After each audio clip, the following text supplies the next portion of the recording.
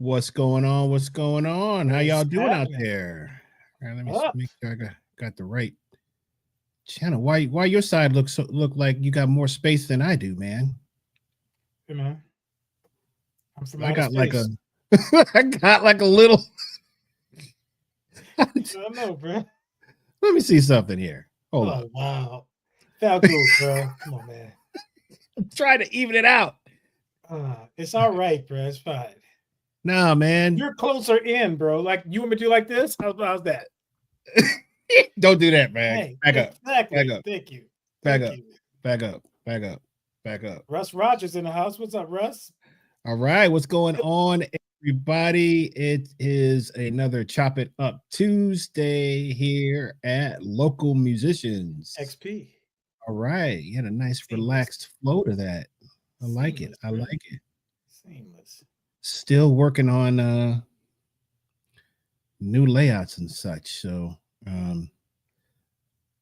everything's looking good, man. We are here for your audio and visual pleasure. Thank you for tuning in. We have a lot of people that are on YouTube. I love it. So remember, guys, it is going to be exclusively YouTube here. Those bass players come out, bro.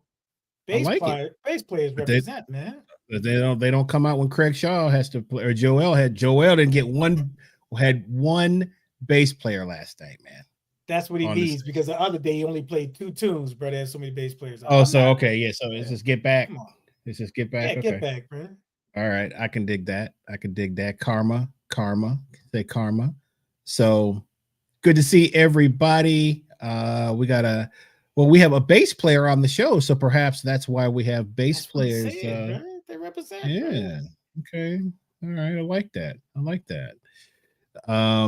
If you guys have not subscribed to the channel, please do so. Set your notification bell so you know that when we are live. Daryl will be back with us next week.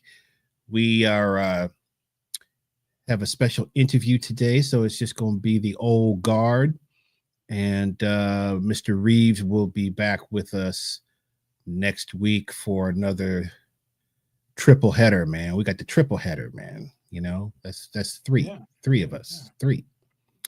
So looking forward to that. If you guys can follow us on Facebook and Instagram, even though we haven't posted anything for 3 years, but it is still there. And at least the thumbnail goes there, so you know who's going to be on or what we're going to talk about, all that good stuff. It's hard to keep up with all this stuff, man. I see, I have a love-hate relationship with content creators because the people who are really, really, really good at it, they seem to lack sometimes the substance to kind of back it up, man. But they're so damn good at the job itself, which is a skill in itself. It's hard to hate on them, man. It's hard to hate on them. It is a lot. It takes a lot of time. I mean, if we all got stuff going on, but it's like it's just because it's like it could be endless if you let it, right? So man, shout out to Falco, man. He does a great job chopping up stuff, man. I don't know how he does all that, man. He chops it up, man. But I think we need to get one of them kids, man, from we need to get one of them kids from college, man, to kind of. We need to get one of them Emory cats, bro. We need to get that's exactly what we need. We need one of them Emory. Hey, if you go to Emory, what's the bass player and guitar player dude? I know he could do it. I know that guy could. The cat that came to jam session at Napoleon's, bro, who played bass with us and then he switched to guitar and played. Tall cat. I can't remember who that is. Who's that? When the Emory cats, when Gary was there and Penelope. Can't think of his name. But he played on bass, then he played on guitar. Anyway, hey, if you're out there, bro. I know you're talking about. Hit us up because I know for a fact that you do this joint. For sure. Yeah, man. If somebody wants to come in and get some experience and get free tickets to gigs, let us know. Carry some drums and amps. We got you too. You know, we got you, but we got to get some.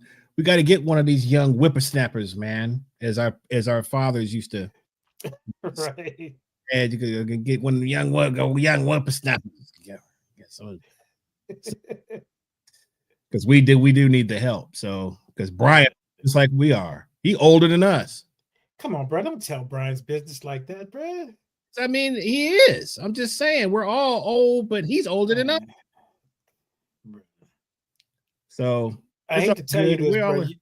Your microphone is clipping out, bro. I know how fastidious you are about everything, bro. And I don't want your OCD. Well, you know what? Let me see. Bro. I bet you I know why. Hold up. See.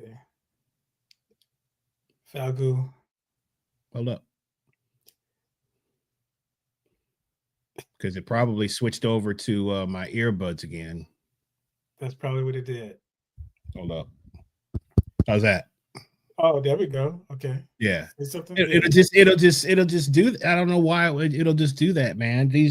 But I noticed that about the earbuds that I'm using. Sometimes I can't, like, if I'm on my phone, right? They just connect, dude. Like, wow. I have to go into the settings and disconnect them. So, wow. Okay. Shout out to whatever. I know they're not expensive. They work real good. That's all I can say. These jokers will take over everything. That Bluetooth is strong, huh? Strong.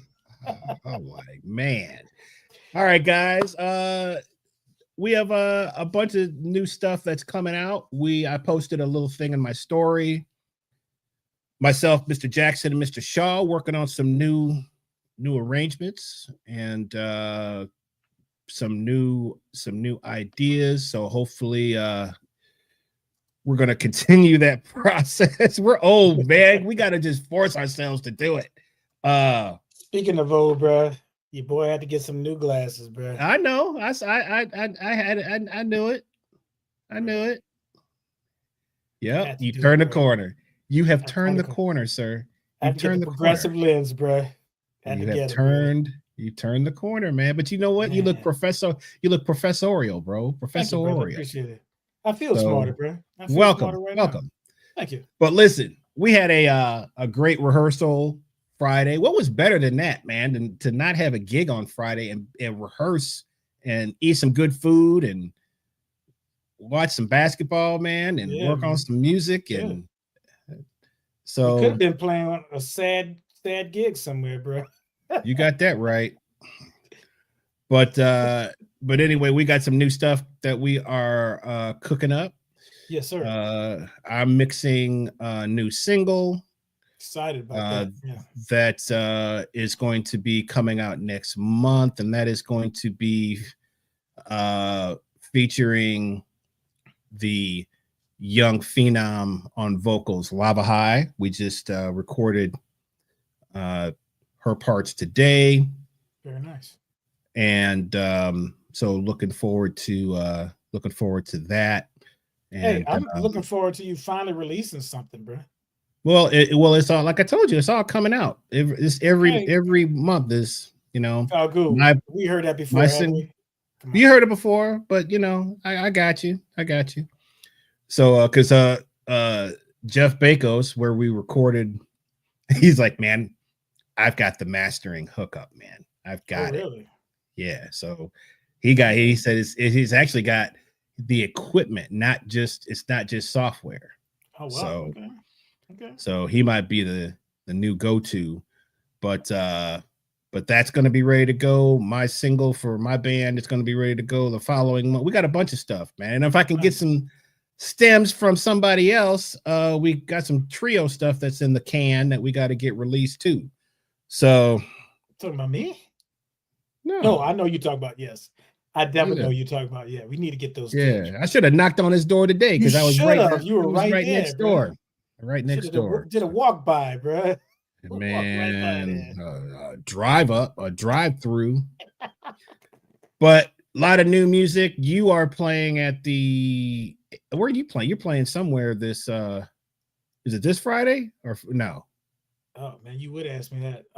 When is you? I said you just posted it. You have something. Oh yeah, June 4th, live at 5. That's June 4th, live at 5. By Colony Square. Okay, plenty of time. This Friday, Teja, myself, and Kenny Banks will be with Kathleen Bertrand at the airport. Oh, y'all got another gig at the deal. I guess. I mean, okay. Teja, I was like, not that we've gotten any information, but we know what the date is. Before y'all, I'm with Tony Hightower at the airport. You this Friday? Yeah. Okay. If y'all before me, come to y'all's, and if y'all after, I'll stick around and listen. What time are you guys playing? We're at 3 p.m. Oh yeah, we're before y'all. Okay, cool. I'm gonna come early. We're at 12. I think we're at noon. Noon. That's what I was told. I mean, I live right by the airport, so you're not coming over there for no 4 hours, man. Bro, I want to hear Teja play, man, and Kenny Banks. What about me? Bro, come on. I hear you all the time, bro. It'll be nice to hear you play with somebody else, though. You know, you just man. Just to see how you play with other people. You know what I'm saying? All right. If you want your P's and Q's. So I don't quote me, but I think that's 12 o'clock. But you can check the jazz festival calendar. I can't follow all that jazz their stuff, man. I'm like, it's all over the place. So yeah, so I guess we got all the particulars out of the way, man, and we'll get this fabulous person that we have waiting in the wings who so excited. I just played one of my favorite people in the world. So we just played together. I've only played a couple of things. We've only played a couple things together. I was thinking 2, maybe 3, but I think it's only really twice. I think it's 2. And but we just played a couple of Fridays ago for First Friday at the First Congregational Church with Kathleen Bertrand and Kenny Banks, so same band that will be at the airport. And I had a great time. There's nothing better than being with, playing with people who are not only great musicians, but they also have great spirits and they're there for the right reasons. She came mega prepared, made her own charts, even though there were charts that were available, but she made her own charts. She came prepared for everything. So you love to see that. She brought out all her gear. She had more gear than I did, man. I'm like, she brought the 2 amplifiers, 2 basses, effects. Wow. Had the, I don't know what else she had, but she had everything. So she had the style too. She gotta have the style. She has that too. She didn't come looking crazy. But that's just who she is, man. She's gonna have that. She bring that to every situation. So, but like I said, I'm always checking for, are you prepared for the rehearsal? Not get to the rehearsal and then listening to stuff. Please, I'm not. I'm just saying that's what. Don't, my pressure's going up, bro. Just that's right what there, man. I'm just saying. And we've all been there. Yeah. But it was great to see her just completely prepared and all that good stuff. So we've been trying to get her on or thinking about getting her on, and it's finally worked out. So without further ado, I have to change the outlook here. We're going to bring in the great Teja Veal. What's up? How you doing? Hello. Now I feel like it might too close. I think Tyrone's frozen. Tyrone. Oh, I think. Hey, I got stuck. Sorry, I'm back. I was like, is he doing it on purpose? I wonder if was he messing with this? Nah, he got stuck, bro. You pay your cable or your Wi-Fi bill? AT&T, bro. It's just like that commercial. AT&T's in the bathtub with you, bro. So What's up, Teja? How you doing? Fine. How are you? Great. So you guys have you guys have a lot more history than we do. So you've known Teja for a minute, man. Talk about, where did you guys first meet and on what gig, or how did that happen? I'm trying to remember the first gig. Was it Kelly O'Neill? Oh, that's exactly what it was. It was thank you for saying that. It was Arizona's? acoustics. It was acoustics. Oh, acoustics. Yeah, Michael Ray asked me to acoustics, man. Right. What? That's how long ago that was. Name of that spot. Yes, I pass it. That place. That place had potential, though, man. It did. Yes. That place had potential. It Sean Michael Ray was doing a Wayman Tisdale tribute. That's and he asked me to play bass behind him. And I had been going to acoustics to watch you guys play. Like, I was a longtime fan of all you guys on the stage. So when Sean asked me to, I was just like, what? And that's when I first met you. I got to play with you and Kelly. Yep. That's great. Yeah, I thought it was at Arizona's or whatever that restaurant was. I mean, I did. That might have been the second gig because that's what was with Kelly. But yeah, the first one was, you're exactly right, with Sean Michael Ray. I could not remember the name of that spot. I passed and I was like, what was the name of this spot? It was acoustics. It was acoustics, yeah. Acoustics with an X, right? Didn't they have an X in it? But it was really a good gig because, you know, Sean is very much a force of nature. And then he could have had a keyboard player play whatever, but when he got Teja on the gig, I was like, man, Teja is cooking, man. I was so honored to play with you guys, and I was so scared. We can never see it on your face. And she also, what was it, last year, Teja, you came to Kennesaw State and gave a great masterclass and clinic and talk. Okay. Thank you. We can kind of talk about that later too, because there's some I'd love to. I remember you guys. I remember you telling me about that, and we'll definitely need to dive into that. But Teja, tell us a little bit about you, where you from, and you know, your journey to Atlanta. Are you from Atlanta? No, I'm originally from Miami, Florida. That's right. Okay.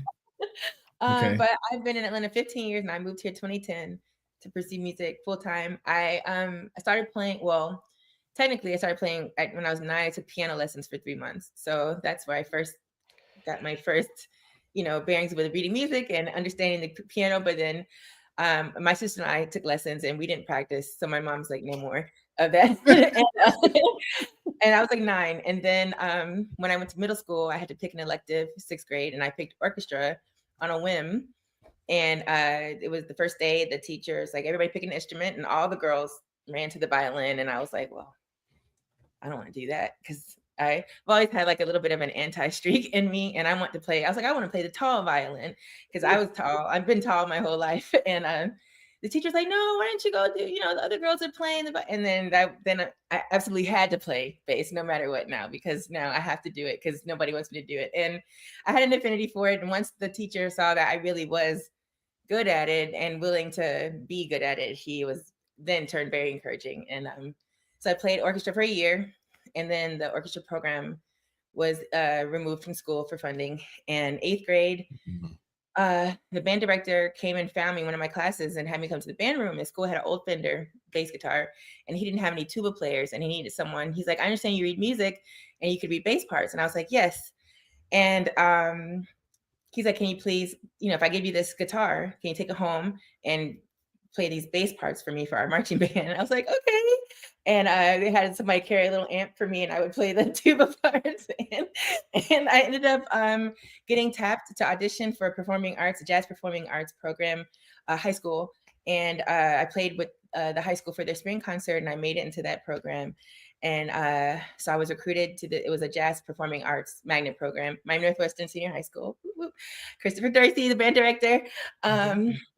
And in order to be in that program, I had to be in all 3 bands. So jazz band, I was only allowed to play upright bass. He wouldn't let me play the electric bass at all. He said I was taking the easy way out. So, but I had to be in marching band and I had to be in symphonic band. So in marching band, he wanted me to play tuba, sousaphone, since I played bass already. And I was like, no, I don't want to carry that big thing. Right. He was like, well, what do you want to play? And I was like, I think I want to play alto sax. So he's like, okay, take it home and play it. So I picked up alto sax for marching band, and I played oboe in symphonic band, but bass was my primary. And I started gigging when I was 16. And yeah. What high school did you go to in Miami? I was Northwestern Senior High School, and it was the Northwestern, the Performing Visual Arts Center. And at the time, our band director was Christopher Dorsey. He ended up going to Dillard High School in Broward County later, and they actually made a documentary about him and his program, and it won an Emmy. So it's called Sweet Dillard. Okay. Yeah. So but yeah, that was our band director. Yes, Daryl. I see. Yes, I heard of Daryl. I never got to meet you, but I know who you are. Oh wow! Northwestern they're like a powerhouse in football, man. Miami Northwestern. Yes. They had a lot of I think Teddy Bridgewater went to Northwestern. Wow. I think so. But it was so cool. Program. So then from there you ended up in college and I did go to University of Miami. I was not a music major, but I was gigging up until I left home. I started gigging when I was 16. My mom would chaperone me on my gigs because I was young. Wait, tell them what your major was in college. Engineering. Wow. Hey, you might have some chops we can use on this here show. Oh, and then she did visual graphics. Yeah, I switched to graphic design. Yeah. Well, there it is. Yeah, physics. Once I got to like physics 4, I was like, I can't do this anymore. So I switched my major. But music is math too, so you're good. Yeah, I think it really is. Music is math. It is. Yeah. Math. I was a math minor. I love math. I just hate physics. Hated it.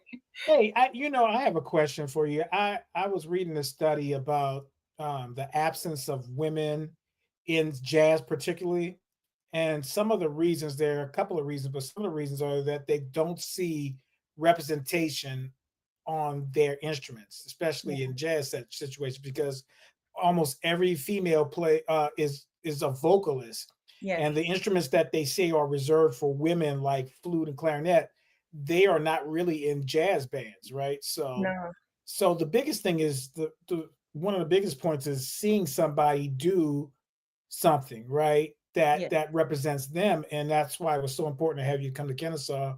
And there were like 2 young ladies, one who was a bass player and another one who played something else, piano. And they were just enthralled by everything that you said. And that semester was the strongest I saw him play, but I know it was directly correlated to them seeing somebody with your success and speaking to them in a real tangible way. Is there something you could talk about that? I mean, you've been a trendsetter, and you just openly talked about how you rebelled against, picking an instrument they say you shouldn't play or what have you. Did you see representation, or how does that feel to be a motivating factor for other people? I'm honored by that. That means a lot to me. I mean, growing up, there weren't a lot of women that I saw playing. I'm honest. It's weird because I never really thought of myself as a girl musician. So I just was just a musician. I was just trying to play with these guys, and I didn't. It wasn't until after I look back and I'm like, oh yeah, I guess I didn't see myself, but I didn't know to, in a way. I remember in 10th grade, Mr. Dorsey took us to a jazz camp. He took a few of us students to Denver, Colorado, the Mile High Jazz Camp. And it was the first time I had ever seen a girl. It was Tia. Her name is Tia Fuller. She's a saxophone player. She was up there giving a class. And it was the first time I saw, and we were up there. We were the only little Black students up there in Colorado amongst all these. I mean, we were literally the only Black students there and teacher there in this jazz camp. And so we felt ostracized pretty much the whole week. It was kind of uncomfortable. I'd never really been in this. Our high school was an all Black high school. I'd never been in that kind of situation. We were very far from home. And so the whole week felt weird. And then we saw Tia, and I was just like, wow. And I was like, oh, she looks like me. And she was young, and we saw her again when we went to New York the next year for, I can't remember. It's another jazz conference in New York. I forget what it's called, but seeing her, that was the first time I remember thinking, oh, someone who looks like me is doing this on a greater level, and I mean, she's gone on to do great things. I don't even think she probably would never remember me, but I remember, I was the first time I ever saw someone that looked like me doing jazz, you know. Right. There was a lady when I was young, and when I went to church, there was a lady, an older lady who used to play bass guitar. And the only reason why I remember her is because she had really long nails. And I couldn't figure out how she was able to do it with the nails. Because my nails, I've never had long nails because, you know, but I remember this is when I was very little, but you know, that's the only other woman I'd ever seen playing, you know. But Tia was the first time, especially on jazz, where I saw a woman, you know, I was like, wow. And this is pre-Beyonce, before she got on the Beyonce, you know, like, so. Shout out to Spelman grad, Tia Fuller. Yep. So Tia, if she ever, I mean, I remember talking to her, and I was enchanted by this person. Like, wow, look at her. You know, she's so cool. And, you know, she was like, I think college, and, you know, for a high school girl like me, I just thought she was just so cool. And yeah. Did that answer the question? Yes, definitely. Absolutely. So, you know, you're choosing the bass as an instrument, right? Yes. That's like, ooh, that's different because a lot of bass players, you know, not upright players, but like electric players. A lot of these guys are that I've found are frustrated guitar players, or there were too many guitar players, so they just changed to bass. But to choose the bass, I know you talked about, you know, you playing tuba, yada yada yada. But when you made a decision to do that, was it just something that you just kind of fell in love with, or did you feel a connection to the instrument? Or I love the tone. I love the deep, warm tone. I love deep, warm tones. And when I chose bass, I mean, really, literally the first day, I just did not want to play violin. It was shrill to me, and I just didn't. All the girls, I just thought I didn't want that sound so close to my ear, like, you know. And I just didn't. And then all the girls that were over there, I just didn't want to do it. But I was the only musician in my family, but my parents played music in the house all the time, and it was a way my father and I really bonded. And so I grew up very old school, listening to old school music with Daddy all the time. So like my favorite bass player is James Jamerson. I listened to Motown all day, Verdine White, Earth, Wind and Fire. I remember being in third grade telling my friends my favorite song is That's the Way of the World, and they're like, "What song is that?" And I'm like, I remember feeling like elite, like I know this song and you don't. And I'm in the third grade, and you know. You were old. You were old when you were young, Teja. You was old when you was young. Nate Watts is like my idol, you know. So like I've always been drawn to bass, and bass in an ensemble. So like that's what made me love bass. It's not even like I'm not really a solo bass fan as much as I am bass within. So like playing in a band was appealing to me. Like, and then jazz, once I was introduced to jazz band, I was just like, oh, this is amazing. And my Dorsey used to always be like, bass is be felt, not heard, you're the heartbeat. You know, like I wasn't allowed to have an amp, you know, like I didn't start playing an amplified upright until I got my own later. Wow. Okay. You know, but I just always been drawn to the bass being the glue. And like, I love how bass is the anchor in music.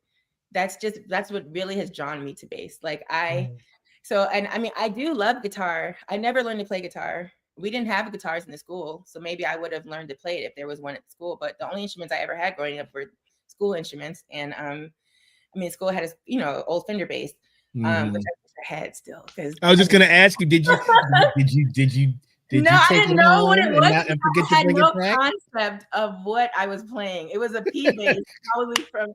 Had I known what I know, like there's Brian Cockrum, the bass player. This is his story to tell. I'm gonna tell it quickly, but he used to play the school's bass, and the school gave it to him. They were gonna throw it away because they thought it was broken because they didn't have strings. So he got this old bass and he kept it. And he was like, yeah, Dad, I think I want a new bass. I want a shiny new bass. So his dad's like, we'll take it to the Guitar Center and see if they'll let us trade it. They take the bass to the guitar to Guitar Center. And the guy's like, you can have whatever bass you want. So Brian's like, yes. And his dad's like, wait a minute, why are you gonna give him a new bass for this old bass? And so he didn't let Brian exchange it. Oh, and wow. it was an old like 72 P bass, like Fender, original Fender. Oh my God. And I'm like, that's what I wish. So yes, I wish I still had the school bass, but no, I didn't have any concept of that at the time. I just, but well, I know T got something you want to say. I'm going to ask you one more thing, and then I'm gonna let him take over here. But what do you feel like is the, I know you said that the bass you've had, you used things like the heartbeat and, but your role in the band as a bass player, and this is just in your opinion, okay, what is your role in the band as a bass player?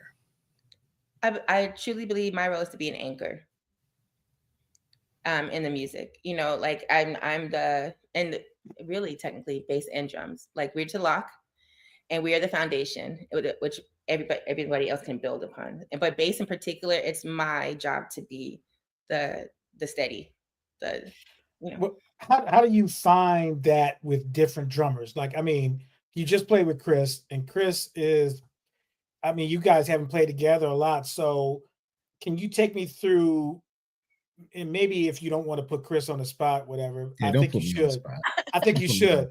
But what kind of navigation goes on between a bass player and a drummer? Both of you guys can answer that. I'm fascinated to know, how do you guys navigate with feeling the beat or feeling out where people like when you need to lock up and stuff, and how do you do it? So well, okay, to use Chris as an example, in this past gig, well, one, I was the new person. The other three, they know each other, they played with each other. As far as the rhythm section, Chris and Kenny already have a chemistry. So to me, my approach was make sure I lock with Chris, because Chris is gonna lock with Kenny. Make sure I have eye contact with both. I always try to lock with the kick, especially. Like I'm always, in that case, we couldn't really have a separate mixes. But if I were to choose my mix, I'm always making sure I have kick in my mix, like up front, so I can make sure that I'm always gonna lock in with that pattern or understand that pattern. And then I'm just always trying to make sure I'm watching, like, between my notes. And then Chris and then Kenny, like I believe kind of like you should always be in communication, with your bandmates. I mean, you should just have your head in your notes, right? And then I'm always so much, like your notes are there to help you, guide you, but you're not supposed to be immersed in them because you're gonna lose the connection. You have to be able. So you should know the music well enough to at least, like, if your eyes drift on the page, you're not gonna fall apart. Like I tell you, you really bridge the gap between rhythm and harmony, because you're in between, especially in a jazz setting, maybe not in the funk setting as much, but you're responsible for the harmony just as much as the rhythm, So, but there was one gig we did, and I was the MD for, I think I was the MD, maybe I was the de facto MD for the Soul Symphony gig. And there was some circumstances that happened at the beginning that it was piano playing up front with vocals. And you just very discreetly got my attention and said, you should be playing the chorus right now and not the verse. And I was like, oh, thank you. Because I was playing the whole changes for the verse, because in my head, that's what we were supposed to start with, right? But I thought that was really nice of you to do that and help me out, but at the same time, be gracious about it. So you are responsible for both situations, but I don't think I ever got a chance to tell you thank you for that. But yeah. So Chris, I just want to thank her. I just want to thank her for what she just said, man, about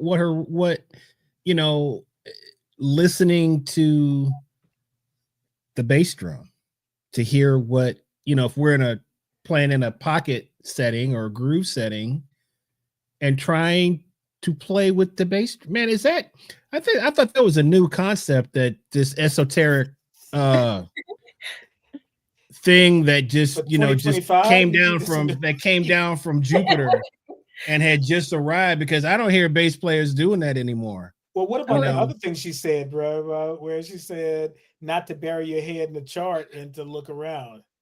I mean, you know, I don't know where these concepts come from, but you must be from a different planet, you know? Well, I mean, I grew up, so I started reading first. Everything was, I was charts only, you know, that's all I knew. I never heard of playing by ear because I didn't grow up playing in church and I didn't have a concept of that. And I remember it was senior year, Mr. Dorsey came and he took my sheet music. He just took my stand away. He's like, play the music. And I was just like, what are you doing? Like, I need my charts. He's like, you don't need charts. We've been playing this song all year. And I didn't need the charts. And he's like, connect. And, right. that's, I mean, I'm far removed from high school, guys. Let's be honest. But I hear Mr. Dorsey all the time in my head, you know, wow. Still not heard, be the heartbeat. Even with like, when you're counting, like he always said, use your heel, like tap with your heel, because that'll help me lay back and not, because I used to tap with my toe. And he's like, you're pushing. So use your heel when you're counting off the tap. And that helps me to play, like to lean back into the music. It's just all these things he used to teach it. If you can sing it, you can play it. So like, I make sure I can sing my parts. Like if I could, you know, especially when we were sight reading. I mean, I feel like my sight reading suffers now because I don't do it a lot anymore, but you know, like but you did a great job. A few weeks ago, you did a great job. I mean, I know that you weren't comfortable, and that's part of it too. I mean, but that's part. I mean, if you're gonna kind of grow, and you don't always want to be in the same comfortable situation, you have to put yourself in situations that they'll stretch you in all different directions, because you know, the music that we were playing, it's not that it was all super difficult, but there was definitely some challenging things because you were responsible for, you know, playing with me depending on what rhythm I'm playing, right? Which could be anything at that time, right? Plus playing the changes, plus you're playing a line, plus you're trying to stay on form. So you're trying to, that's a big responsibility, you know, and but those are the things that make you better, because you already had the foundation to do some of the stuff. You just don't have an opportunity to do that much of what we were doing, but you did fantastic. I mean, it's, you know, it's just one of those things where, you know, I wish we could see you more in that setting, and you know, hopefully I'm sure we will in the future. But your training, you know, from just talking, you keep talking about your, you know, Mr. your teacher Dorsey. And Mr. Dorsey, and talk about, like, as Tyrone and I, we talk a lot about this also, is the importance of mentorship and the importance of having great teachers in your life, which it seems like a lot of what we see today, they don't think they really need that. Because everybody tries to figure everything out on YouTube, right? Or figure it out from, and it's like, man, you'll never get it that way. That's a help meet that will help you in certain situations. But in terms of learning how to play music with other people, there's no possible way. Can you talk a little bit about that? I agree with you. I think it's one of the damages of social media. You know, like there's a lot of disadvantages, to social media. It's because you're in a bubble. You're in a bubble and you're not learning to interact. You're not learning to deal with personalities. You're not learning, like you said, everybody feels immediately on the same level, and immediately I've made it, you know, and without having to go like through the trenches, you know. And I mean, I'm grateful. I feel like, my come up was hard. You know, I was playing with guys twice my age. I was young. They were not easy on me, you know, like, and I naturally I'm pretty sensitive. You know, I had to learn how to have a thick skin. I had to learn how to just take criticism in this spot. I had to learn how to be told you're playing this wrong, or you're not doing it right, or this is your, you know, and I just learned quickly, like, I don't like not being right. So I want to make sure I'm always prepared. I want to make sure I did my homework. I don't want to, I don't like feeling like the weakling. I hate feeling like the weakling. Like I detest it. I don't care if I got in at 3 a.m. If I have a rehearsal at 8, I'm up at 4 so I can make sure I have my music in. Like it's up to me to make sure I'm prepared. It doesn't matter what I had. I commit to something, you know, like it's up to me. Like there's no excuse to show up. Like for practice, like you practice at home. Rehearsal is not practice. Like rehearsal is not practice. You practice on your own. You show up to rehearsal so we all can collectively get on board with all of the work we all did individually at home. We come together, even with gigging, like learning how, I gotta what do you call it? Establish myself and like prove that I deserve this gig, prove that I can hang with these people, prove, it's humbling. And I feel like nowadays people don't get to go through that.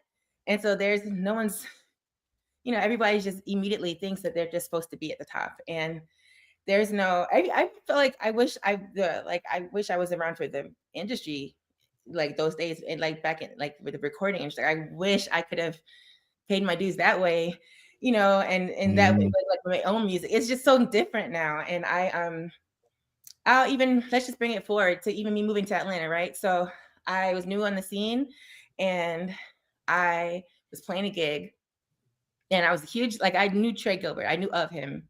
Never met him. A huge fan of Trey Gilbert, right? So I'm playing at Cafe 290. Trey Gilbert walks in. I'm like, oh man, this is my opportunity. Like, I'm gonna show him like I can play.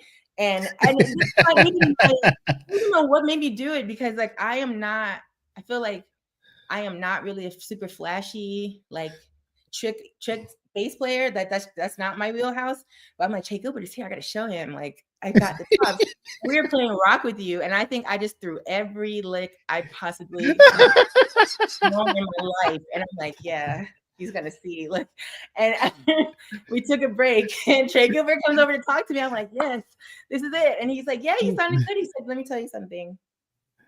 He said, you destroyed Rock With You. And I'm like, oh, yeah. I love it. Dance track, it's made to dance. He's like, the bass is just supposed to groove. Like, he's like, you shouldn't have strayed from the bass line. I was like, in my head, I'm like, he's absolutely right. I shouldn't have done it, but I appreciated him saying it to me. I appreciated him. And you know what? It was like he didn't spare the rod. Like, he said what he needed to say. And wow. I, to this day, and this is 11, 12 years ago, he said it to me. Anytime I play Rock With You, to this day, I'm like, keep it simple, Teja. Let's keep it simple. Like, and there's nothing wrong with that. And I knew better, but I was just, I let Miss Dorsey would have been like back there, like, what are you doing? But like, I just, I got ahead of myself, and I appreciated him, like, kind of. But that's what people, I think, are missing these days. Like, I was just gonna say. And Trey is an OG. He was supposed to do that. He was supposed to, and I remember when I got the Janelle Monae gig, we were in New York, and it was maybe 2 months on that gig, and I had a missed call. It was a voicemail. I listened to my voicemail. It was Trey Gilbert. I didn't even know he had my phone number. He was calling me to congratulate me on the gig, and like he was like, "Good job. I knew you were destined for something like this," and that meant everything to me. So like. Like having. And he was a part of that journey. He literally was. Telling you that. Right. Yeah. Right. So like. Change it. Okay, I'm sorry. Go ahead, keep going. No. I'm just saying that I just feel like we're missing that piece. That's like a perfect segue. I know this story, but can you tell listeners how you got with Janelle Monae? Because I think it perfectly ties into what we're talking about right now. So yes. How did you get the gig with Janelle Monae? Okay, so I moved to Atlanta 2010 to pursue music full time. My first touring gig was Music Social. I did that in 2009. That ended.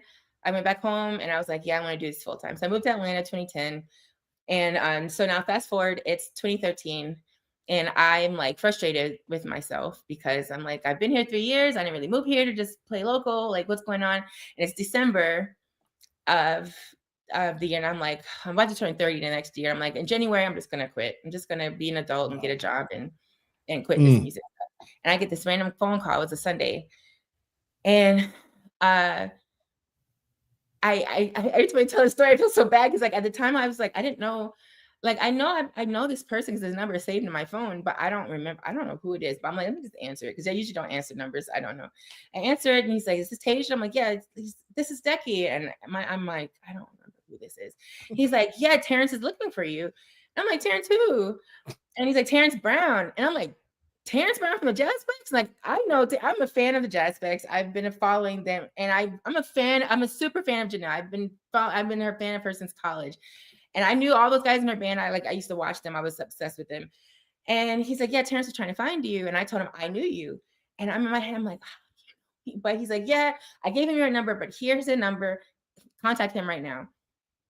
So it turns out, Decky, when I first moved to Atlanta, I was just taking gigs here and there, like whoever would call. And I subbed at a church one time. I don't even remember. I can't even tell you the name of the church to this day. But I played with Decky at that church that day. And he remembered me from when I played that day. And, and put my name, connected the dot with him and Terrence. I got, ended up meeting Janelle and getting the gig because of Decky. And I tell people this all the time, like, there's no way I could have known on that Sunday when I subbed that one day that would end up linking me to the gig that took my career to the next level. And excuse me, what if I had shown up and I didn't know my music? What if I was late that Sunday? What if I had a bad attitude that Sunday? Like when time came for the recommendation to be made, Decky could have easily been like, oh yeah, I played with her. She sucked, or she was terrible, or she was late, or she didn't learn the music, or she had a bad attitude. And and at the time, the person I replaced on Janelle's gig, I'm gonna be honest, I was also a fan of theirs too. They were a stellar musician. It's just they wanted someone with a different personality, So Decky was able to vouch for who I was as a person as well, and that's kind of what helped bridge that, And this is what I tell people all the time. People think I'm not gatekeeping some secret to like success. Like every major opportunity I've gotten came from something small, something, you just never know where the connection is going to make. So you always should be your best. You should always play your best. You should always honor whatever gig you take. I don't care if it's paying you $5 or $5,000. Like if you agree to do it with integrity, because you never know. You never know who's going to remember you or remember what you did or how you made them feel or what, what artists can say what about you. So yeah. You're hired. You're hired. You're hired. You're hired. That's exactly correct. I mean, it's just professionalism, being prepared. You never know when the next gig, and people remember that. You never know where it's going to come from. And they could easily catch you slipping one time. You know what I'm saying? I've been there before. I slipped up and not know things, but now, like you said, I don't want to be the weakest link. I don't want anybody to be like sighing when, oh my gosh, right? It's just, like you're right. Everybody has a bad day, sure, but a bad moment, not a bad reputation for a bad sequence. It's so many musicians I know that are killer, but I'm like, I'm not calling them because they're late. They're always late. There's, Are you teaching anywhere, Teja? Are you doing any teaching? No, I've never. Okay, well, you need to, because you have a lot to offer as a teacher, and thank you. I mean, I'm being complete. I'm like, you need to be sharing your wisdom and your experiences, because just as Tyrone was talking about earlier, we kind of gravitate toward something that we recognize. If you recognize, you want to try to see somebody that looks like you doing what you would like to be doing, or at least giving you the inspiration to do something on a greater scale, right, than maybe what you're already doing. But I think you would just be a fantastic, you'd be fantastic teacher with young, I mean, and maybe you don't want to do the whole like young kids thing, but there's really like a group of like individuals that's lost. And I think part of it is because they have a hard time relating to, we're old now, kind of, so it's like they don't want to listen to us, especially you, man. You wear plaid shirts. So listen, hey, get Carl. Don't let me call Carla, man. That's what I'm about to say. Call Carla. I'm gonna call Carla. You know what makes me older than this plaid shirt? That is an Izod plaid shirt.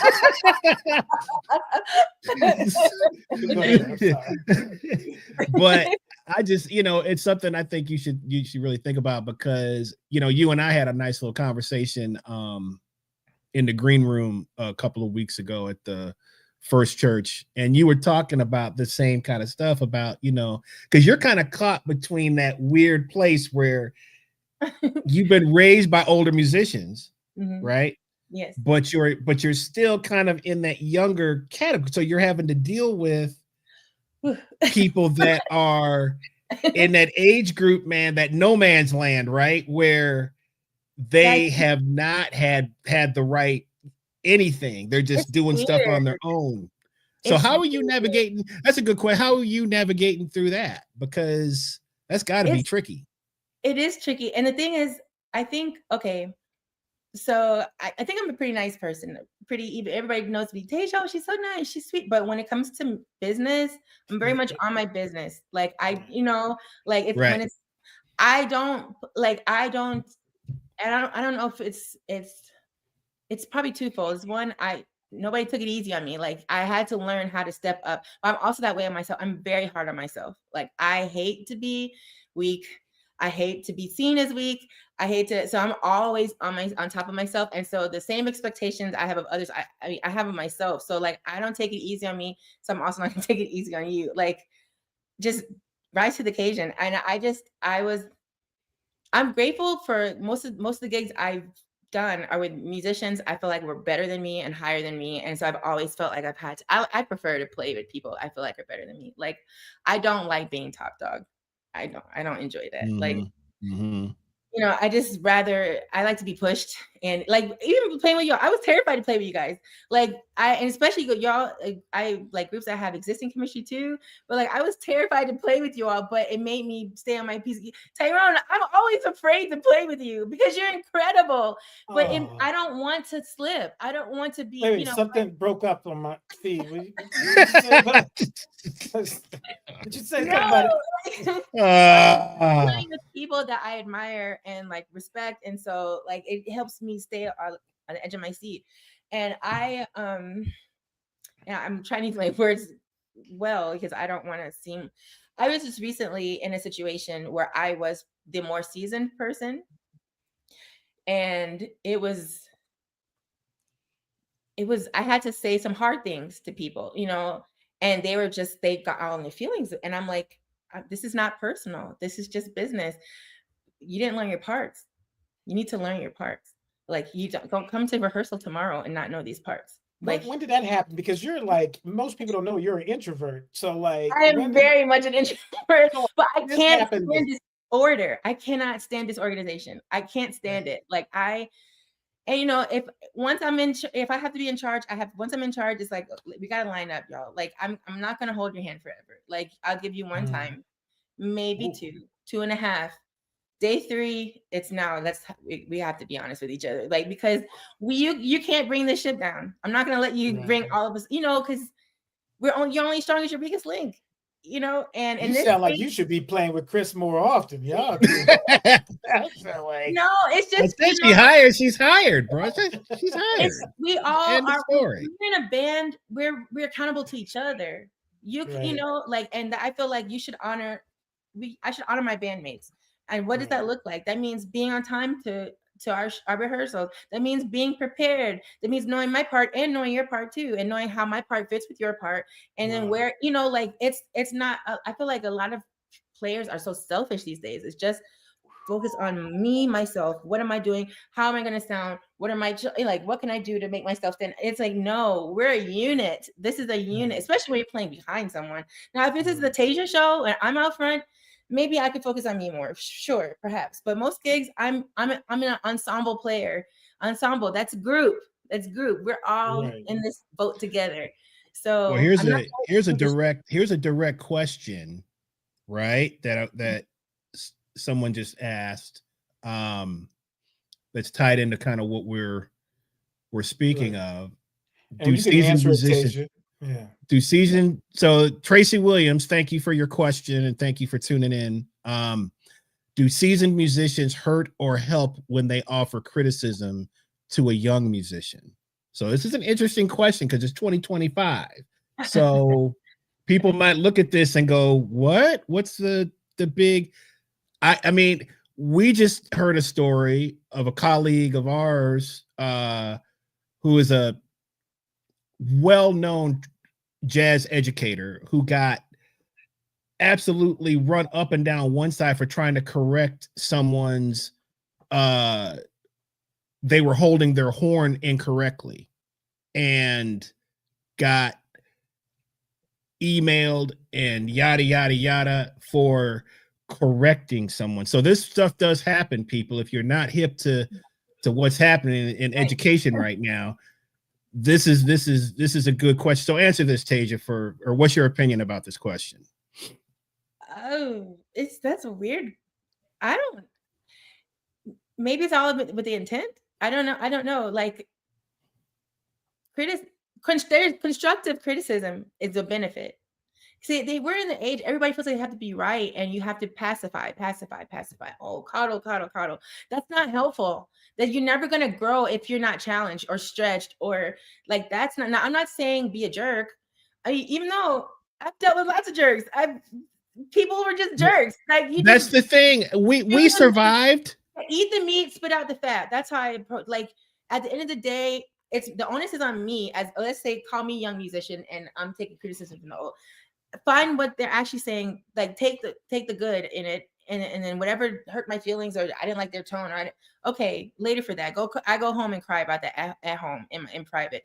In public, if that's like the other day when you and I did we just did the show and you're like, hey, approach this bass line this way, like I forget the song, and you're like, and in the moment I was just like, but in showtime I remember exactly what you said and I played it like, and it fit, it became, but in my head I'm like, he and Kenny play together. They have a rapport. I need to get in where I wasn't offended at all by that. I just was like, okay, I just put it in my mind, like, okay, just make sure I remember that. Like I remember what you're talking about. Yeah, it was. I remember exactly what you're talking about. Some type of Afro-Cuban or Latin joint. Probably that's probably whatever. It was one note samba. And, did I say it? I just called it just now. Whatever. And but I could tell that you were overwhelmed. So I didn't, you know what I mean? And all I said was, it's me. Yeah. Everything I think is on my face. I forget about myself, but it's okay. Yeah. Me like I didn't have the time to write that out. So it was me like telling myself, right. This because we were in the middle of sound check. So, but I wasn't offended by it, or I wasn't. Criticism is a good thing. Like I'll use Trey Gilbert's, like people, I don't look at that story like, how dare he come up to me and tell me I played that wrong. He was looking out for me. I felt like, to me, if he didn't care about me being better or me being good, he could have just let me just be a train wreck. Or he could have talked me back. He just simply said, hey, approach this song this way. He didn't tell me I had to. He was just giving me, but that same person had no problems congratulating me when I had a gig on the next level, and like we have to be willing to, if you're in medical school and you're supposed to hold the scalpel this way and you're holding it this way, is your teaching doctor not supposed to show you the correct way to hold the scalpel so you don't make your patient bleed out? Like, am I supposed to be offended because he like, that's just. There's a disconnect though with younger students. I'm not going to even say generalize and say all of them, but for the vast majority, I've found as an educator that I have to double and triple my explanations for why. It should be, I know more about this than you. So why do I have to explain all these different things and be so patient with these students when I'm like, dude, I'm trying to help you out, because the onus of the education is not usually on yourself. You don't know everything that you need. But I think commonly these students, this newer generation of kids, not all of them, but some of them are like, how dare you tell me what to do? And it happened. Me and a colleague was telling the student, hey, you're playing this beautiful ballad for a vocalist and you're starting off with this really aggressive sound, really aggressive thing. And they're like, okay. And then the next time I heard them play, they played the exact same thing. And I'm like, yo, you didn't take the advice? Well, I mean, you gave advice. It was up to me to decide whether I should take it or not. I was like, whoa, wow. I know more about this subject than you. But you know, I'm a little bit different as a teacher, so I pull that cat on the side. I was like, don't you ever. I know that's right. I was like, I'm giving you advice. I'm looking out for your development. So, you know, but anyway, I think that's what Tracy's getting at, because do you feel like you're hurting them? Do they feel like do you feel like they're rejecting what you say because it's just a generational divide, or you think maybe it'll come back later on and they'll eventually get it? Or does it help? Do you feel like you're going to be canceled if you help somebody? Are you sunning somebody because you're saying something to them and you think, oh, I'm grown, you don't tell me what to do, I know best? You know, I think that's that relativity of truth is the thing that comes into play. I know more than you know about myself, kind of thing. You know, it's unfortunate. I just relate a lot of this still to social media and just like everyone's ability to be number one, and like it's so many opinions. Like everyone has a voice nowadays, which is great, but also kind of harmful, because there is no hierarchy or respected hierarchy, I feel like, anymore. Right. And so then everyone feels like I'm valid too. And it's you know, like I still say it's all like, if someone is being like, there are some older people or seasoned people or whatever that are intentionally mean or cruel or intentionally want to just stifle someone. But that's not, to me, that's not the norm, you know, like that. Maybe one bad apple here, one bad apple there, one old cranky person here, whatever. But for the most part, correction is only it's just to make you better, and it's up to you. Like, yeah, I don't know. I don't really know what to do with the younger. I do see that it is harder. The younger, like these generations underneath, it's harder to have to navigate that without people. What happened to you know, what, I mean, I guess the old saying is what doesn't kill you makes you stronger. But man, what worked for me was, I just get vindictive. I got vindictive about stuff. Like I kept receipts. I mean, cats that vibe me. Tyrone laughing because he knows I'm telling the truth, and he knows that I got most of them back. Yeah. Right. I have gotten most of them back. Because sooner or later they got to come back. They got to come see you anyway at some point. Because as you're rising, you're developing. If you're practicing and shedding, if you develop and if you work hard, and you're gonna get better and better. So they gotta come see you again. Yeah. I wait for those more. I still got a couple left out there that I'm waiting to see. That's what, and the only reason, that's what worked for me. And I'm just saying, like, you can use that to your advantage. Yes. You know, all the great athletes that they use that concept to their advantage. Like, man, this cat was dissing me. Man, this cat was talking bad about my family. This cat was yada, yada, yada, yada. So I thought we had a show about this, Chris. We did. I thought you said that you need to turn away from that, man. I thought you were man, it's not gonna work. It's not gonna work. I still got a couple left out there that I gotta see. I haven't been able to find them. They might not even be around. I can't be able to find them. But and I'm saying that because you have to make a positive out of a negative, you know, and it's not that everybody that has. I'll give you a great example. So as long as I've been playing with Tyrone, or as long as I've been playing with Tyrone, and I've had arguments or disagreements about stuff. Like, you know, man, you're not playing this. I mean, it happens. But at the end of the day, you have to keep perspective on the situation. I'll give you a really great one is Kenny Banks. The first time I ever played with Kenny Banks, we were playing at Churchill Grounds. This has got to be 2002, maybe around 2000, because we've been playing together for 20, not as long as Tyrone and I've been playing together, but close maybe 20. Same time. So I met you before Kenny, though, but I hadn't been playing hardly any straight ahead stuff. I get on a straight ahead thing, and I'm like, oh man. So I'm already nervous and like, you know. So Kenny, we played a set and it was, I can't remember who was on bass, but it was with a vocalist. I remember that. And y'all, do you guys remember the back room in the original Churchill, which was in the going back to, you know, you go past the kitchen and then there's like this little storeroom area that goes upstairs. But Kenny took the band today. He goes, I don't know whose fault it is, but every tune is slowing down. Every tune is slow. So I'm just thinking to myself, like, well, he's got to be talking about me. He's just not, you know.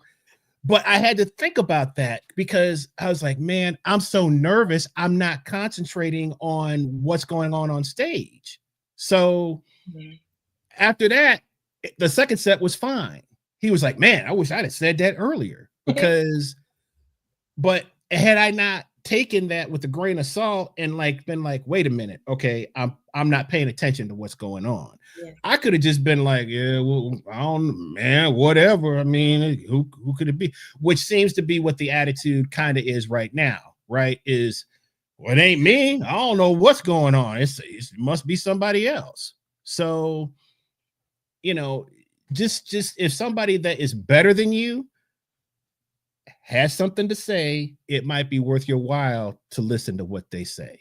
That's all. Even if they're not better than you, sometimes you can get some gems from people who you consider less than, but they might have a valid point about something, you know? So that's true too. That's true too. But at the same time, if somebody has experience, you should definitely be paying attention, you know? Yes. Right. Their experience got them to where they got them. Exactly. But we have some questions. So Dennis Springer, what's up, Dennis? We just saw Dennis back on the scene, man. We haven't seen this cat in forever. I really like coming out, guys. Dennis Springer, a pleasure. He says, hey, Teja, what is your favorite genre of music? I hired you for a gig a long time ago. You were very good. Your attitude was very positive. Best of luck. Thank you so much. Hello. This is a good. My favorite genre, it's hard. It's a toss-up between like old school R&B, like a soul. So like Stevie Wonder. If he could be a genre alone, it would be Stevie Wonder. Which is today is Stevie Wonder's birthday, so yes, happy birthday, Stevie. Oh, wow. And I really do love jazz, like a big band in particular. I just really love. But that's my top two. I'm really.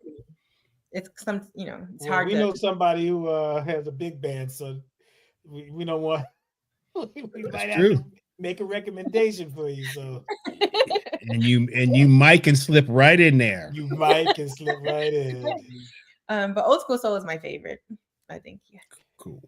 This was a comment too. Comment. You said, yeah, if you can't take the heat, then get out of the kitchen. Meaning, if you can't take constructive criticism from a professional, then maybe a career in the arts is not for you. That's right. Yeah, I agree. Yeah. A lot of this information is disseminated from word of mouth. It's not written down. It's not this. So you have to be receptive because you may be getting a nugget or a gem from somebody before they pass that they're passing along to you. Yes. We've had a lot of people pass along information that is not stated anywhere. You know, and so if you ignore that, you might be ignoring a piece of history or something. Yes. Scott Meter. Who is this cat? Me. You ever heard of this cat? I ain't never. You heard of this cat? Oh my goodness! Hi.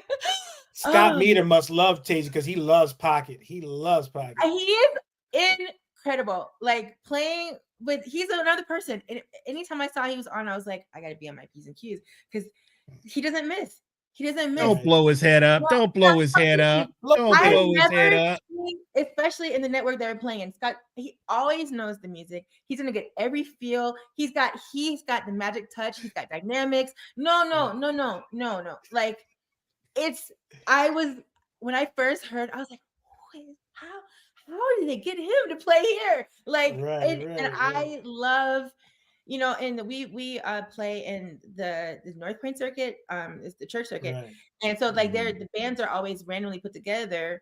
Anytime I got put on the schedule with him, I could not wait. Like, and we got to do some of the bigger shows together, and I knew like if he's on it, I'm saying yes. I mean, he's always I always go look to see who's playing drums first, and if I he already got a big head. He already got a big head, bald head. So now his head is he's even got a bigger. No, but look, he gave it up. That's my guy. What's up, Scotty? He conceited or arrogant, or he's always been a team player and playing. You know, I just want to give flowers. Nah, he's the man. That's the cat right there, man. Scott Meter, really person, player, all around, man. All around gentleman of just the one of the baddest dudes out there, man. Thanks for chiming in, Scott. Good to see you.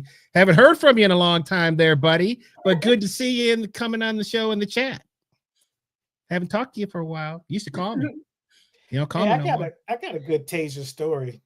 Uh-oh. So we were on a gig one time. I can't remember where it was, and this old school cat comes up. He said, "Yeah, man, you sound really good on that bass. Can I help you take your amp out to your car and stuff like that?" He was trying to be real. He was kind of hitting on Teja and flirting and stuff like that. And Teja was like, "No, thank you." She's like, "No, thank you. I can carry my own equipment in. I can carry it out like that." But he's like, "You sure I can help you walk into your car?" I was like, "Bruh." Please. So how often do you get hit on gigs there, Teja? I know the old heads be all you, Teja. Come on now.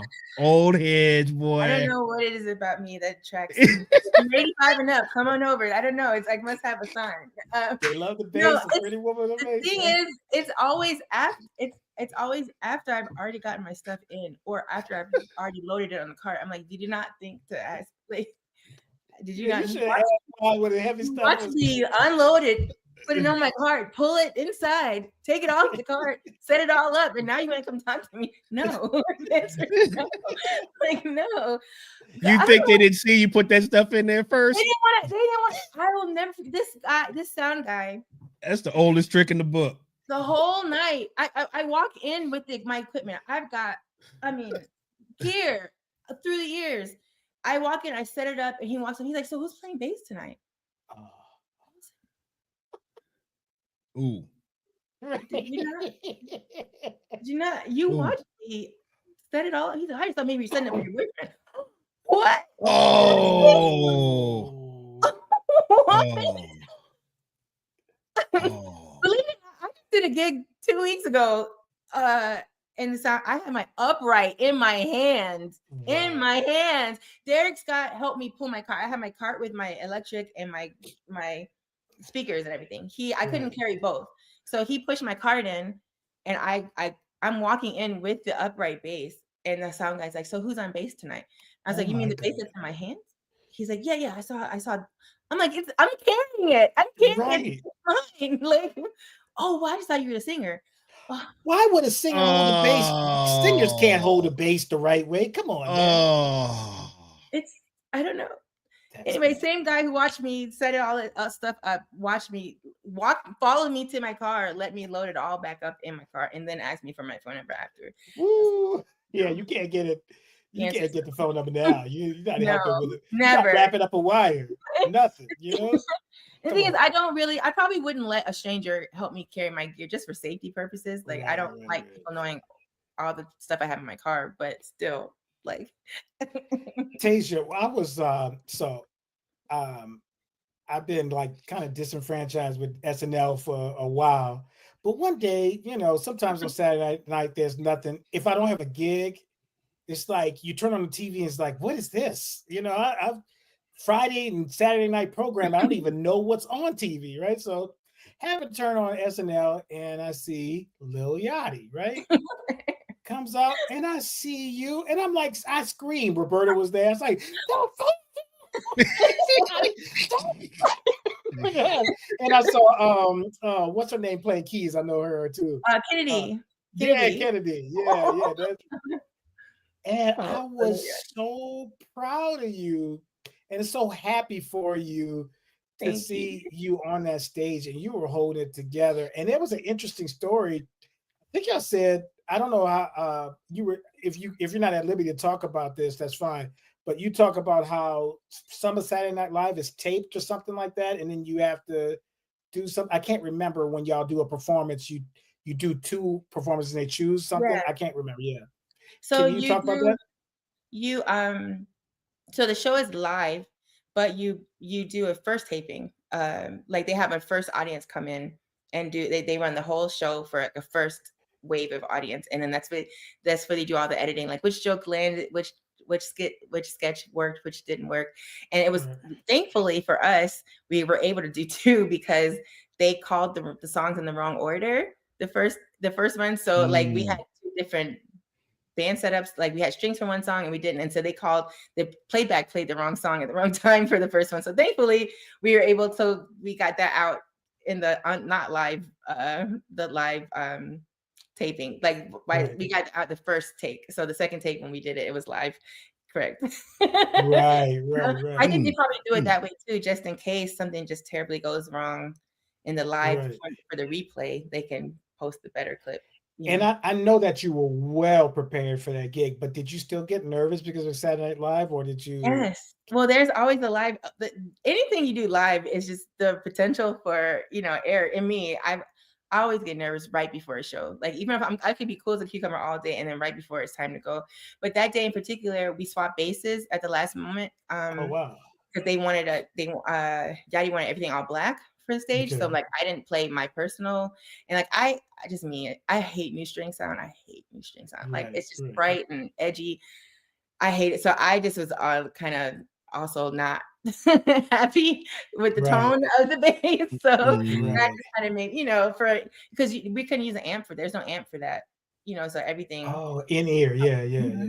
The stage cold. And then so I couldn't manipulate my tone at all. Right. So outside of the tone on the bass, but the strings are so new. It just Wow. But it was a really cool experience, and I was grateful for it. So Lil Yachty released a concept album a couple years ago now. That was kind of inspired by Pink Floyd and oh gosh, I'm drawing a blank on the Pink Floyd album, but Dark Side of the Moon. Okay, Dark Side of the Moon. So he that was his first time having a band and having a unit. So it was really cool. Like I feel like I struggle a lot with trying to figure out like what current artists I fit with, because I'm just style wise, and even like I don't really listen to a lot of current music. I'm still much old school, and I so getting the call to be a part of this kind of felt like it gave me and this is post-pandemic. So in pandemic, I kind of came off the road. I was working at a church full time, and then pandemic hit, and I just, I didn't know. Then I ended up not having that job anymore, like a couple years later. And then I was like, well, how do I even get back into the touring industry? Like, where do I fit? And so when that gig came, it was great, and I'm forever grateful to Lil Yachty for like the opportunity to like get my feet, wet again. And then I had a shot at SNL right before pandemic, and I couldn't do it.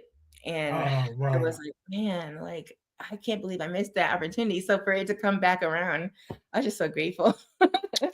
Yeah. Did you get a chance to talk to James Genus? No. Oh, okay.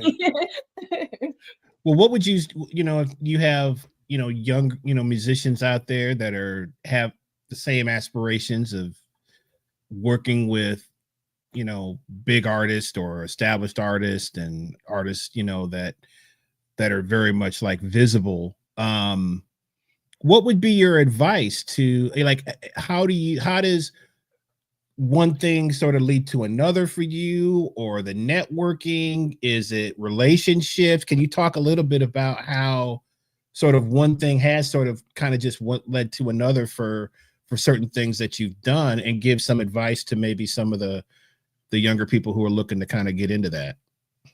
I always when I talk to people, I have like I call them the 5 W's of working, and it's like the who, what, when, where, why, right? And the who, everybody always thinks it's like who you know, and it's actually not who you know, it's who knows you, and who you are when you're not around. Like, so I feel like you should always be like, Like your reputation precedes you, and you need to make sure that your reputation is always good, you know? So like, who are you known to be? What do people know about you, and what can they say?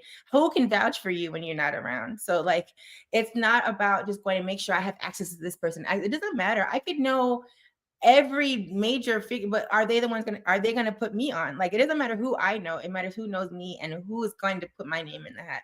So how do I guarantee my name's in the hat? I just have to show up. I have to show up and always do my best, be my best. Do you have a good attitude? Are you positive? Are you timely? Are you respectful? Are you, collaborative? Are you a team player? Are you a neat person? Nobody wants a messy person on the tour bus. If you're a slob, nobody wants to spend 6 months with you. If you're gonna be dirty, like, are you gonna be? No, I mean, it really matters. Like, people don't know these things, but nobody corners the market on talent. I'm not the most talented bass player out there. I'm not. There's a million, thousand, trillion, bazillion talented people in the world. Right. People can play circles around each other. There's That's other not things. the only thing that is going to get you on the gig. Are you going to be prepared? Are you going to have all the equipment you need? Kathleen needed someone to play upright and electric. That already gave me an edge. They gave me an edge for that gig. You know what I'm saying? Like, are you, when Janelle's gig went from old school traditional to pop, I had to learn key bass, or either I was going to be out of a gig. And it's just the person who was like, I don't need to play key bass. I'm traditional. I fought it for a long time until, you were forced to. I was forced. Either I'm going to rise to the occasion, or I'm going to be some old grumpy person complaining about the world changing. I had to go in the woodshed, figure it out. You know what I'm saying? Like, it just makes you more well-rounded. Like, can you be in a rehearsal and play the parts as is? I think that's what people feel, especially in pop. You got to play the music as is. This is not your time to be creative and be like, this is how I interpret it. And I just did a gig where I had to talk to the drummer about this. I'm like, no, they want to hear their music the way they wrote it. Like, you're making it unfamiliar to them. Like, they want music that they just spent. Wow, that's a strong statement. They want to hear their sound. They don't want to hear I always like to bring what I'm going to bring to that's you're on the wrong gig. Then go get your own gig. Like, this is not, it requires discipline. It requires discipline to play the music. And I feel like, honestly, like, playing a corporate band, I feel like really helps you, polish you in that area. Cause I feel like corporate band is you're a live DJ. Like, you're a live radio, like, people, they don't want to hear your interpretation of shout. They want to hear the shout that they know and they can sing along to and dance with. Like, I feel like there's honor in playing these old parts. Like, I'll never get to play with Earth, Wind & Fire. Verdine White is going to be riding there to the wheels fall out. You got that right. I will never get a chance to play with Earth, Fire. Like, I mean, well, God can do anything, right? But let's just be honest. Nathan Watts has been on CB's bass player for forever. I'm never gonna get a chance to play with these bands. So what's the next best thing? I get to play in a cover band that's playing these songs, and I get to honor those bass players and play their parts that made them a hit. Like, there's nothing wrong with that. But that's also part of learning is playing other people's parts. That's another thing that we've talked about, like, is learning from records and having to learning these parts. That is one of the biggest things that a young musician can do to help them understand how music works, because it teaches them that they have a role in the music. Now all you see, everybody wants to solo, and everybody's soloing at the same time. That seems to be noise, and that's kind of like what it is. I mean, I'm not, that's the current state of where things are, and I guess that's cool for them. But I love that when you I'm sure you do, but when you see that if you're in a where you're playing songs and people still bring that approach to a song, to a song oriented thing, that's where you get in trouble. It's not your time to solo, man. It's not you have to understand what you're playing, like genre wise. You have to understand where you are. Just show, like, if this is the solo section of the show, if this is the open space of the show, like, there's moments, but every moment can be Okay, I'll use a gig for example. I get to play with Frank McComb a lot. You guys know Frank McComb? Yeah, of course. Of course. Usually a three-piece.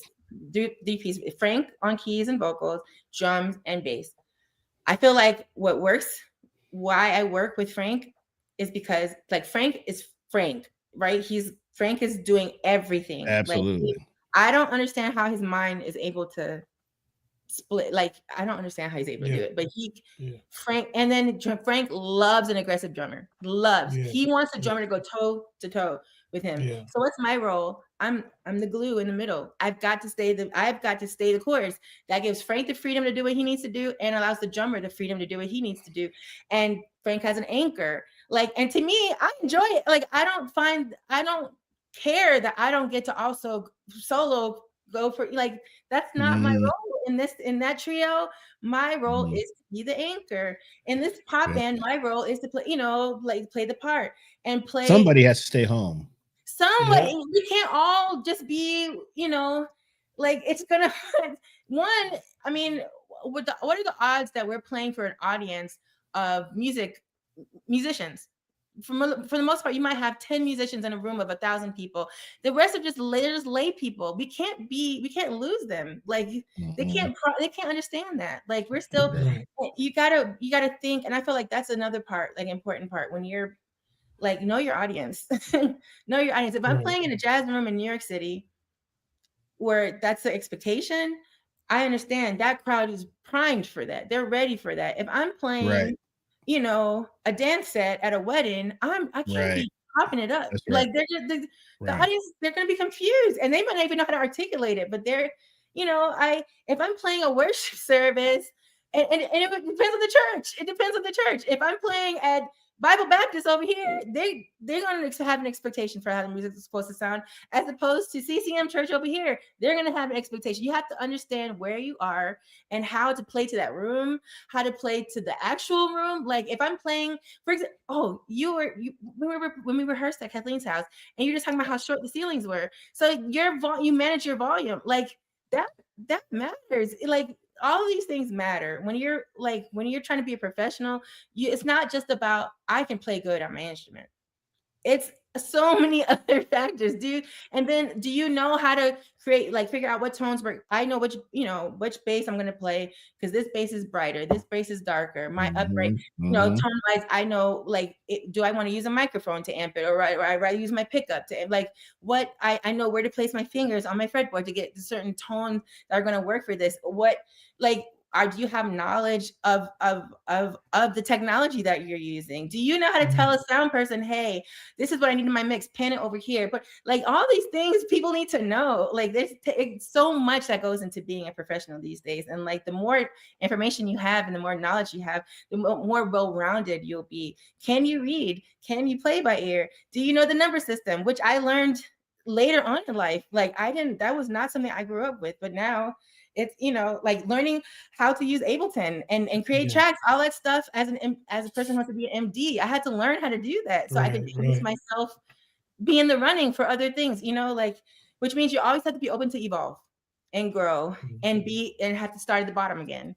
Like, that's the thing. People don't want to have to start over. People don't want to have to be at the bottom when they feel like they've been to the top. Right. You're always growing. You're always, and you should always be evolving. Like, the minute you're flatline, who wants to flatline? I don't want to be dead. Right. Man. Oh, show of the year. All right, we got another comment here or question. John Lamatina asks, Teja, you have a great attitude. Who are some of your favorite bass players? Which bassist have you learned the most from? Awesome. Hello. Definitely, I mean it when I say James Jamerson, favorite of mine. Nathan Watts, Stevie Wonder. These are all session bass players, but they are my favorites. Verdine. Marcus Miller, honestly, I really respect him as a session bass player, but also as a bass player that was an indie and a bass player who was, like, able to parlay his career as a solo, artist too. I really respect that a lot. Esperanza. She was the first woman bass player that I was just like, whoa. Like I knew of Rhonda Smith with Prince. My dad wasn't a Prince fan, so we didn't listen to a lot of Prince in my house growing up. But but Esperanza, when I saw her singing and playing and the way what she was singing while she was and playing. how she was playing. Yeah, that's crazy. My mind was just like, whoa. I didn't realize until I saw it in person, because when you listen to it on the album, you're like, oh, maybe she tracked it ahead of time. No, she's playing those lines and singing. I don't understand. Like, I really hands down respected her. And a great attitude too. Yeah. Pino Palladino, I really when I was obsessed with Neo Soul, especially at the time, and he was like playing with everybody I loved, but I love his tone more than anything. I know a lot of people expect me to say I want to throw Victor Wooten in the hat because he's not a bass player I model myself after per se, because I've never wanted to be a solo bassist, but I really do love how he thinks. And I really love listening to him talk. And I love that book of music, The Music Lesson by wonderful book. And I see every time I see him live, I like to see him switch. Like I got to see him play with his brothers, and I've seen him play like standalone. And I really respect how he's able to be background and foreground. And I love to see that, and his humility. Yes. I really appreciated that. And then Adam Blackstone, I just really admire him because he's killing the game. Like as a bass player MD, like I just really admire that a lot. So yeah. Hey, I shout out to Dave Pope who got me on this gig, but I got an opportunity to play with Victor Wooten. And we had to learn one of his songs. It was a crazy song, right? And shout out to Emma Cotan who played drums. So we get there. We didn't even have a rehearsal. And he walks in, and Mike Pope is a really good bass player and keyboard player. And he says, here's my good friend Victor Wooten. He introduces him, and he start counting off the tune. And we're playing it in the different sections. I learned everything, whatever. And he looks over and he just smiles. And then after we finish the song, he's like, man, thank you for learning my song. And I was like, wow, that's one of the best compliments in the world. And he's like, you guys hit it. And don't you think that it represents Atlanta, where the music scene, if that kind of stuff happens, those people are like, hey, maybe things are happening in Atlanta, but they could also judge us if we didn't learn it, right? Right. So I have a question for you though, before I know we've been going. So there he is. So you mentioned that you started off reading music, and I very much started off the same way. I was a classically trained, whatever that means, you know what that means, but I hate that term, classically trained. But anyway, I started off reading music and had never used my ear before. How did you navigate that? When did you start using your ear? And if you had to do it all over again, would you start off playing by ear and then learn how to read music, or you think it's more difficult the opposite way? Okay, the first part. So I didn't realize I was learning to play by ear at this moment. I remember my dad, I told you I used to be in the garage playing, like listening to music with him all the time. I remember it was the Superfly album. Curtis Mayfield. Yeah. My dad was like, come in here real quick. And it was a song called, I think it's called Think. Okay. And it's got oboe in it. And my dad's like, and my dad said, isn't that oboe? And I was like, yeah, Daddy. He's like, play it. And I'm like, I don't have the music. He's like, just play what you hear.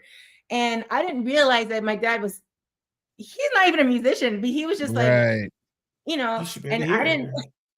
So that's the first time I ever had to play something by ear. And it just became a game with us. Like he'd be like, play this bass line. And I would just play it. I would learn. And that's how I started learning soul bass lines, because in school I was only playing upright because Mr. Dorsey didn't play. He was like, he wouldn't let me play the bass guitar. He's like, you're taking the easy way out.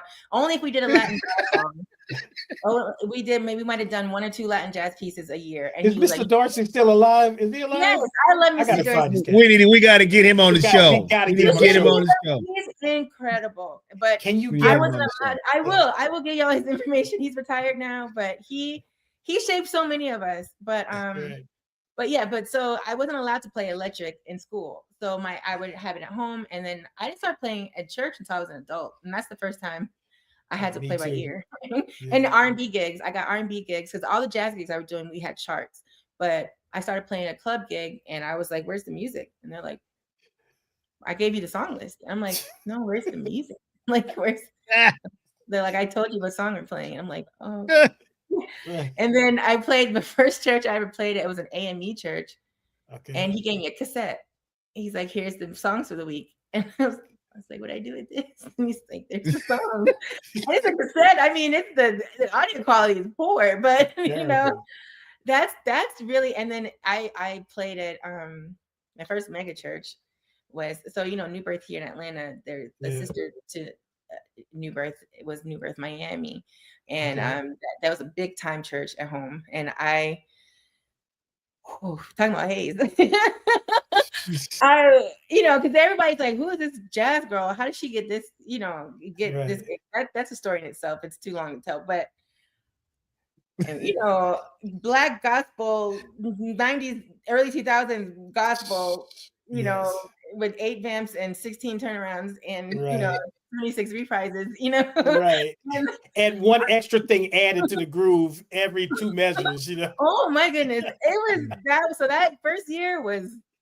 Yeah, I've never pledged as to fraternity, sorority, but I felt like I was online. Yeah, it was you got hazed. You got hazed, man. Hazed real bad. Wow. But that's and nowadays I'm just so used to not getting charged now. I don't, majority of the gigs I have done since I became, I moved to do music full time is not charted music at all. It's just but so to answer part 2, I still think I'm glad that I learned to read music first because it gave me the foundation, and it does allow me, like, I don't know if I would have been disciplined enough to do it the other way. I think it's hard to out your ear. Like, I agree, because learning to play by ear, all you have to do is just hear it 1 or 2 times, and then there's no need to read the music, right? So the education doesn't happen because, like, oh, I got it already. How can you you can't put it back in a box and say I'm reading it for the first time? Yes. So when I have students that have a great ear and stuff, I don't play for them at all. And I shout out if anybody's a teacher, there's this by the Bastion method. It's a piano method. They have something called line a day, and it has the most abstract notes in the world. You can't even, your ear can't hear. It's like boom, blah, blah, blah, like that, right? And so that's a way of practicing to read music without letting your ear acclimate to what's going on. So I agree with you. I think that's more difficult because a person who has a really good ear, all they need to hear is like 1 or 2 times. And not a shout out to anybody who doesn't read music, but it's like you said, being bilingual. You may be able to get the gig because you can read music. Yes. But on the flip side, I've been in orchestra settings or show gigs, theater gigs, where the violinists can't hear any adaptation and I'm like, that's easy. That's an easy work through, so it's got to go both ways. So it's helpful to have both. It really is. But I don't think one is any better than the other. Or I don't look down on the person who doesn't do one or the other, especially because playing by ear is a great skill, to have and to acquire, and it's definitely, I'm glad that I can do both. I'm glad I've learned to develop my ear. I'm glad, like Mr. Dorsey said, connect it, right? Connect. Yes. And that's the most important. Rhythm section, we've got to be locked in, and you can't be locked in if your face is in the music, like even sometimes with charts, like I will just make my own quick sheet. Like if you look at my notes, they probably only make sense to me, because it's my own shorthand. It's because I don't want to be scrolling through. My hands are busy. I don't have time to be scrolling through pages. So I make sure I know the form in my head. Like I know, and I just put markers for myself. So I know, or if I know I'm not gonna remember this line, because I'm not a liner. I'm not it's just not my thing. So I will write out the line and make sure I remember it. This line goes here, or make sure, we'll play this twice, or I might use numbers, or sometimes if I know I'm not going to, if I know somebody's prone to change keys a lot, I'll write out numbers instead of notes, because I know they might sing in a B today and they're going to sing it in C tomorrow. Like I don't have time to transposing, and I'm not quick with that anymore. So like I'll write out the numbers. But if it's something that I know is going to be static, I'll just write out the notes for myself. I might write out a rhythm here, so I remember this rhythm is a unison line here, or this is a unison pattern. Like, but I try to give myself like a one sheet, so it's just something I can look at and still be looking around, like, so I'm not line by line, like, because I need to be. What if somebody wants to change something, or what if the drummer's going to do, like, especially unless like, I gotta be in the moment too. I can't just be just me and the paper, like, or iPad in case. But. Well, an interesting to that is, our last gig together, weren't there a couple of tunes that you had to completely change keys in because what was on the recording was not gonna doesn't match up with the paper. So you're like, wait a minute, I transcribed this from the record. Yes. Now what do I do? Like, how in the world am I gonna, like, that happened? That was a couple of those, man. I'm definitely checking out y'all's show. And those were hard too. I mean, those were not easy tunes. Kathleen did not pick easy tunes. Kitty, man, there were a couple of tunes where it was like, we're not doing that arrangement. There was like these full arrangements on the recording. And it's like, we're not doing that arrangement. We're doing. I'm like, because there was some tune I can't remember. Kenny was like, man, we got all those hits in that tune. I'm like, you're like, really? You and I are like, what hits? What are you talking about? Like, what? And he was listening to. It was just funny, man. It was just. But how do you those are the things that you, as a working cat, those are the things you have to navigate in real time. And even with, I learned a lot of my learning now, especially when playing my ear, becomes more muscle memory, and I'm just figuring out patterns on especially my bass guitar. So that way, if I need to modify it, the pattern doesn't change. It's just the position doesn't change. Like a lot of times, and that helps me out in corporate band too. Like I don't have time because I don't use. It's 3 hours of music, and we're dancing and it's choreography. I cannot have my head in sheet. So my hands know what to do. Like, and that comes with repetition. Right. That comes with, so I'm not thinking. Hey, guitar players. I'm in the moment. You got to be in the moment. Y'all just do one of these little shifts in another key. Come on, man.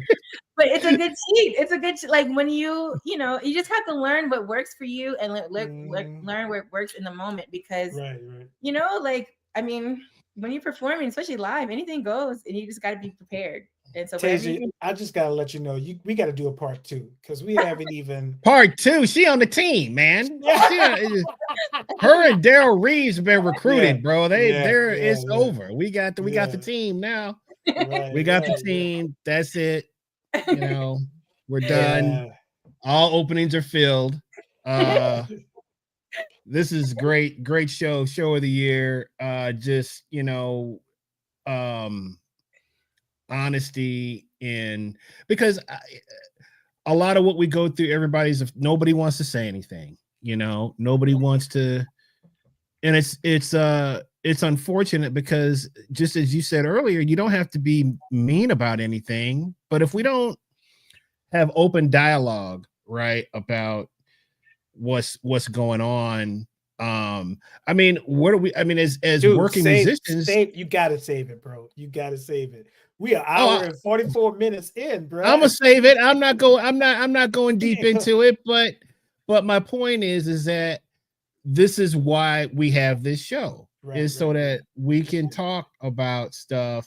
And if we got one person in here, or if we got 1,000 people, it doesn't matter. This is the mission right here, and that's why this show exists, is for the reasons that you guys stated, and the lessons that we had to learn the hard way. And if we could help somebody who, look, Nick and Dina is his mom, they come in and they're learning, they're ahead of the curve because they are paying attention. So, This is what the show is about. And Teja, we really thank you for being a part of it. Yes, thank you. Serious knowledge. Dropping some serious knowledge. Thank you. Thank you both. Your musicians I respect and admire, and I'm grateful to work with you all and also to be on your podcast. Thank you. Right. Now we want to get you to one of these jam sessions so we can unleash you on some people, you know. So, yes. Yeah. You know, jam sessions. Look, Chris is thinking already. I see him doing this. We already talked about it though. We already talked. I already got her. I got her lined up. Yep. I promise. You know, I told him I'm like a homebody. I be at home, but like I promise to come out. We're gonna work it out. Rehearsal. Yeah. Yes. We're gonna work it out. We're gonna work it out. We're gonna work it around. All right, Teja. Thank you for joining us. Thank you. Thank you. We'll talk to you and see you soon. Thank you. Thank you. Okay. Peace. Bye. Bye. Yes. Oh man. So refreshing, bro. Man I could have just got my popcorn and listen to y'all, man. I put her to work, bro. I got her. I got it. I got it. I'm telling you. I got the gig. She got the. We got to get one of these rehearsals. We got to see. We got absolutely. Absolutely. Yeah. Well, thank you guys. We had a little bit of a long show. We had a lot of great comments, great questions. Thank you so much for chiming in. Thanks, Tracy. Everybody that is in the chat, hanging out with us, subscribe to the channel, guys, on YouTube. If you are on Facebook, please go to our YouTube channel, which is Local Musicians XP, and subscribe to the channel because sooner than later, we are only going to be exclusively on YouTube. So you do not want to miss out on all this great content. So, all right, we're gonna have to leave you guys with one thing that we just kind of I wasn't sure I wanted to talk about, but we just want to keep the great Audrey Shakir in our prayers. She's going through a tough time right now. For those of you who don't know Miss Shakir, she is a legend and a mentor to all of us. We have learned so much from her. I think I'm hang on, Brian. Let me get this where we can. Yeah, Audrey Shakir is a legend. She's a singer among singers. She plays piano as well. Her and Terry Harper, they both play on such a high level as well as sing. So she's a musician. Yeah. And she's, you talk about someone with her knowledge that has never had a negative or bad thing to say about anybody, but will correct you in a heartbeat. Yes. Okay. And we'll let you know. But she does it in a way to where you can't help but accept it. And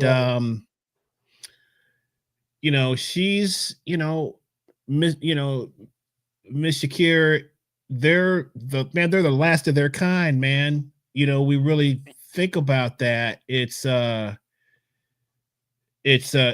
of surreal because when she comes up, you instantly respect. There ain't no fooling around. When she walks up on the stage, you are engaged. No other word for it. You are and it's you want to absorb what she's giving you. I want to know. I'm waiting. She'll count it off. I'm not worried about that. She'll tell me where the tempo need to be. She'll tell you what we're gonna play. And it's not like she tells you what to play. That's another thing. She's not gonna tell you what to play, but she lays down. That's why, like, a lot of times with she comes with so much respect, though. You don't overplay. I mean, you're waiting for the direction because what I want to know. Okay, am I doing this to your liking? Am I doing this to your level? That's the whole. She comes up. I want to be on her level. That's the bottom. That's just the bottom line. So, a lot of times she starts the song off by herself. because we don't quite know. We have been caught many a time. Give me a chance, bro. When I'm on a gig, she doesn't give me a chance. She's like, is it C? And she goes right into it. I was like, oh snap! Yeah. What are we playing right now? And we gotta gotta figure it out. But you get your spidey senses, put your satellite dishes on, and go for it. And but you just gotta be patient, right? And she's telling you everything you need to know. She's telling you the tempo. She's telling you the key. She's where the melody is. She's giving you the harmony that she wants to have. Yeah. Right. But she's dope. She's so dope. So yeah. Yeah, man. So keep her in your everybody's prayers, please. And we just need to keep her in positive thoughts. So yeah. All right, guys. Thank you so much. We will we'll be back next week with the three-headed monster of Daryl Reeves, Jackson, and Burroughs. That sounds like a law firm, doesn't it? Yeah. A law firm, man. We need to start one. Yeah, we gotta get Teja back too. So I know you already got it in the works. Oh yeah, she on board. She ain't going nowhere. She on Teja board like that. She might want matter of fact honorarium. And stuff, I gotta tell Falgu got to send her the contract so she can sign it. Oh, we got to send La Martina with the contract. You know, that's what we got to send. So he does a reporter. So he does a reporter. He's like, I got to end with the IRS if you don't sign this contract. That's the best story ever, though. Ever. Best story ever. Well, all right, guys. Thank you so much. We had a great show tonight. We will see you all next week. Bye.